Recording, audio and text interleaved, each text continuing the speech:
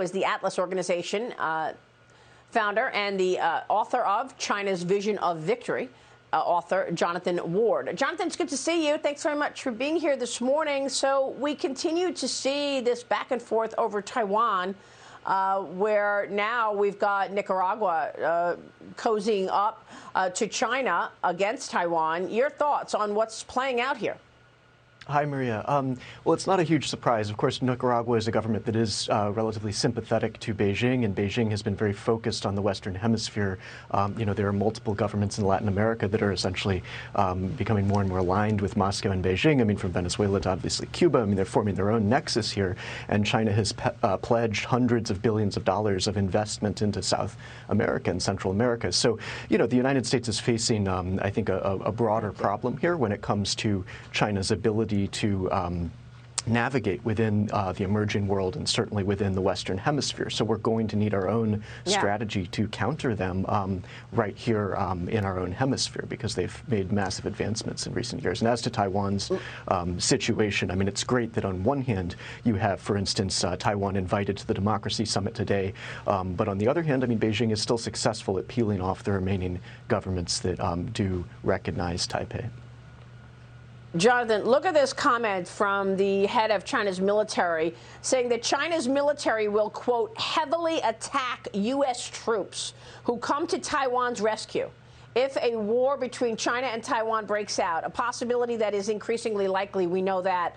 This is this latest threat to attack the United States during any standoff between China and Taiwan issued Thursday in the Global Times, which is, of course, the official mouthpiece of the CCP, Jonathan. So you've got all of this provocation going on around Taiwan and the bad behavior continuing from the CCP and American companies looking at the 1.4 billion person population and looking at dollar signs, not recognizing the national security risks. Apple CEO Tim Cook making a secret deal with China back in 2016 worth $275 billion to improve business in the country. According to internal documents obtained by The Information, we've been reporting this week, that the 2016 deal reportedly included Apple's agreement that it would build new retail stores in China, and it would work more closely with Chinese companies, and it would buy components and parts from Chinese suppliers, Jonathan, also that Apple can get a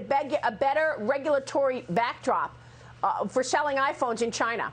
I mean, then you've got, Wall Street titans who've been given a honeypot to go operate in China. Apple, obviously not the only company in bed with China. Many investors on Wall Street, like Ray Dalio, cashing in overseas. You saw the op-ed a week ago in the Wall Street Journal about Ray Dalio's equivalency to China, talking about the United States. Your thoughts on what's going on?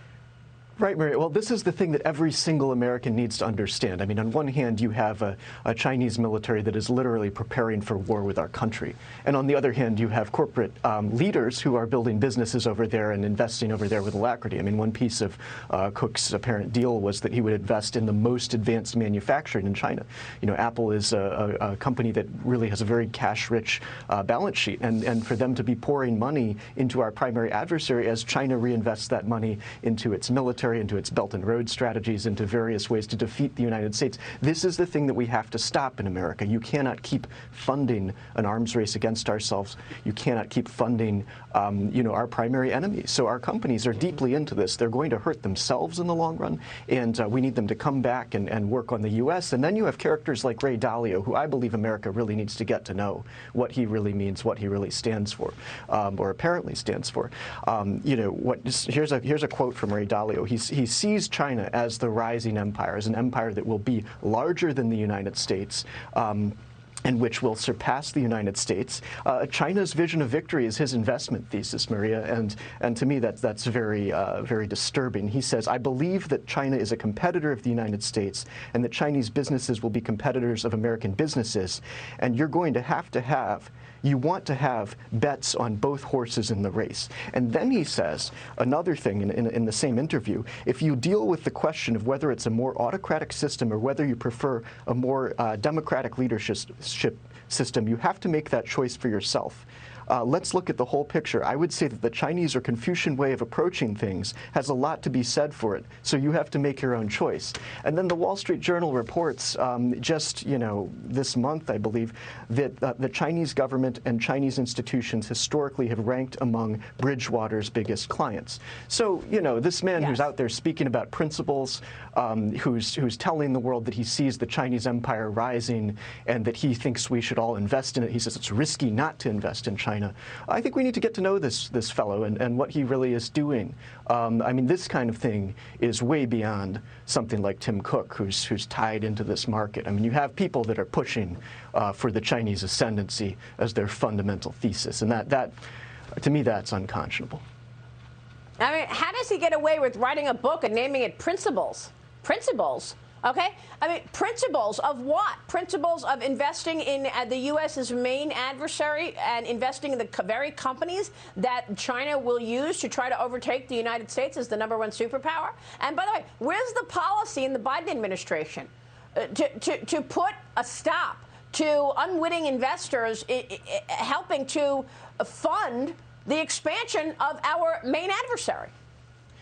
Well, I think there's a spectrum here. I mean, there's certainly the unwitting ones, and that's unfortunate. I mean, I think, there are many, investors and investment institutions that are going to get in trouble because they're not doing the right risk assessment. They're not risk assessing China as a country that's building a military designed for conflict with its region, carrying out civil military fusion, all these sorts of things. They need to understand this. I don't believe that they do. They're not looking at this the way that our national security leaders do, and their assessments are just not good enough. And then you have people that are really driving the idea that China's the ascendant power and saying we can get on board with this. I mean, Dalio does that explicitly in numerous interviews. So I think those are two different things. And I think the government ultimately has to step in and just we have to stop investing in China's strategic industries, emerging technologies, human rights atrocities, and military initiatives. And it's all tied together in Beijing. I mean, $1 in goes into all kinds of things that are very negative for the United States. So those that are really willfully pushing that, I think need to be countered. And those that are unwittingly going along with it, just, we need to pull them back because it's going to hurt us very badly.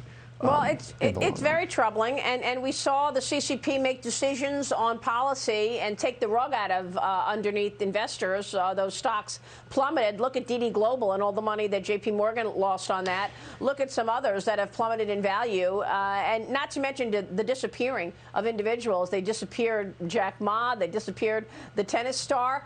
And by the way, Joe Biden refuses to bring up the origins of COVID-19. There's that as well. And all the fentanyl that the CCP is pushing into this country as well, killing Americans. So there is so much here, but I guess Ray Dalio feels like, well, he's making money, so we're all good. Well, there was a thing that the real sort of grandfather of China studies in the United States, John K. Fairbank, talked about in the old Chinese empire. They had things called foreign nobles. And these were people from foreign countries that would basically receive privileges in Beijing in the old empire. So I think that those today that are supporting Beijing in whatever way, direct or indirect, really have to look at themselves and ask, is this what part of, whose plan am I working in here? I mean, what am I really doing? And I think, you don't want people like, you don't want these sort of foreign noble types to be telling us, over here preaching that Beijing is the right thing to do. It's not the right thing to do. This is going to be terrible for everyone, and they're already committing atrocities in their own borders. So let's stop. Yeah, and then they attack America for investing in sin stocks or in oil companies, and they bring in their ESG BS when in fact they're perfectly fine making money on the CCP in China. Well, Jonathan, the book is fantastic, China's Vision of Victory, and it's amazing. You wrote this book, and it continues to show the realities of what we're dealing with this communist adversary. Jonathan, real quick, final word. Yeah, I think you need to put the G in ESG. I mean, everyone's thinking ESG, but governance really should mean democracies, not autocracies that are carrying out human rights atrocities. So I think people need to think that way too. They care about ESG now, and they need to care about the difference between democracies and autocracies. Jonathan, thank you so much. Always spot on. Jonathan